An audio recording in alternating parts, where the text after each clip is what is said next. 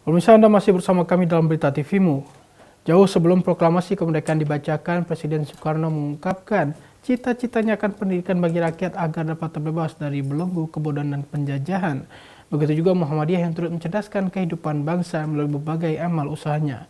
Lantas bagaimana makna dan hikmah kemerdekaan bagi perguruan tinggi Muhammadiyah? Berikut penuturan Lektor Universitas Muhammadiyah Palembang Abid Jazuli selengkapnya untuk Anda. Sejak era kebangkitan nasional, para intelektual muda seperti Ki Hajar Dewantara dan Dr. Sutomo menjadi motor penggerak pergerakan pemuda Indonesia hingga akhirnya berhasil merebut kemerdekaan dari penjajah.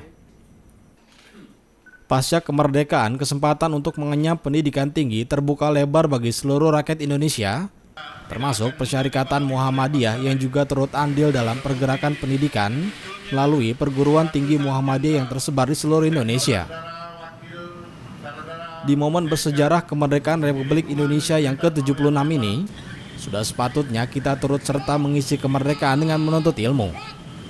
Yang pertama, makna kemerdekaan pada bidang pendidikan bagi bangsa Indonesia sendiri secara garis besar adalah pendidikan di Indonesia dapat merdeka seutuhnya ketika seluruh rakyat Indonesia, baik wanita maupun pria, baik yang miskin maupun yang kaya, dapat menempuh lembaga pendidikan, mempunyai kesamaan taraf guna membangun generasi yang berkualitas. Kedua, bahwa makna selanjutnya adalah keseimbangan antara pendidikan saintifik dan keilmuan dengan pendidikan moral. Akhir-akhir ini kita khawatir dengan pendidikan moral yang semakin menipis.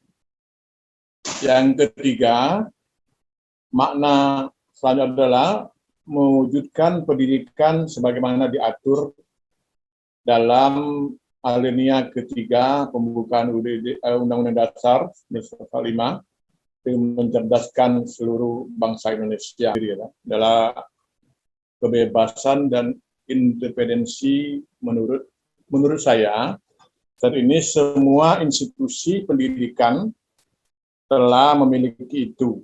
Di hal yang saya sampaikan tadi terlihat dalam regulasi yang dikeluarkan atau yang diterbitkan, yang tidak lagi menghendaki atau membedakan antara PTN dan PTS. Hal ini juga dirasakan oleh UM Palembang, di mana kita bebas untuk menentukan visi, misi, tujuan dan sasaran yang ingin dicapai, tapi tetap dalam kerangka negara kesatuan Republik Indonesia. Yang kedua, kebijakan Merdeka Belajar Kampus Merdeka atau MBKM yang baru saja diluncurkan pada awal tahun 2020 memberikan gambaran nyata kepada dunia pendidikan untuk menentukan arah dan kebijakan untuk mencapai tujuan tentu pembangunan nasional, di mana mahasiswa dan dosen diberikan kebebasan untuk menempuh pendidikan tidak hanya di kampus saja, tapi juga di luar kampus, dalam rangka meningkatkan wawasan mahasiswa dan menyiapkan mereka untuk masuk dalam dunia usaha dan dunia industri atau DUDI. Kemudian juga kampus Universitas Muhammadiyah Palembang tentu sudah merdeka sejak awal pendiriannya. Didirikan oleh dalam fondasi dan sendi kebebasan dan kemerdekaan. Mereka kita mulai dengan ratusan dosen dan mahasiswanya yang lintas suku tentu, bangsa, dan agama. Ya, di UM Palembang perlu saya sampaikan juga, ada juga mahasiswa yang yang beragama non-muslim ya. Mereka dalam pelaksanaan pembelajarannya tidak dipungkiri bahwa kebebasannya dibatasi dalam beberapa hal karena keterbatasan sarana dan prasarana. Kita harus kembali kepada konsep dasar kemerdekaan bangsa Indonesia yang diproklamirkan oleh proklamator kita sebagaimana termaktub dalam pembukaan Undang-Undang Dasar 1945, yaitu melindungi segenap bangsa Indonesia, memajukan kesejahteraan umum, mencerdaskan kehidupan bangsa, serta melaksanakan ketertiban dunia. Yang kedua, tentu meningkatkan kembali semangat nasionalisme dan meningkatkan kesadaran akan pentingnya wawasan kebangsaan bagi semua warga negara Indonesia.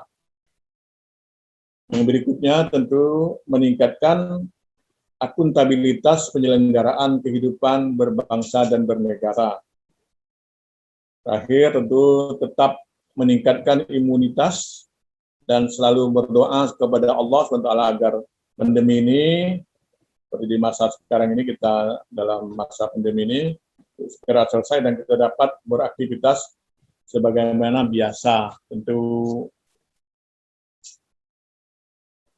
kepada semua segenap bangsa Indonesia ini, mari kita pelihara persatuan dan kesatuan tentu bangsa kita ini, dan mari kita bersama-sama mengikuti protokol kesehatan agar pandemi COVID ini segera. Dalam kegiatannya untuk mencerdaskan kehidupan bangsa, Persyarikatan Muhammadiyah khususnya UM Palembang juga turut mengikuti teologi Al-Ma'un, sehingga bidang pendidikan unggul yang ditempuh tetap mengikuti nilai-nilai keislaman, sama halnya dengan moto UM Palembang yaitu unggul dan islami. Rizky Nurul Ilmi memberitakan.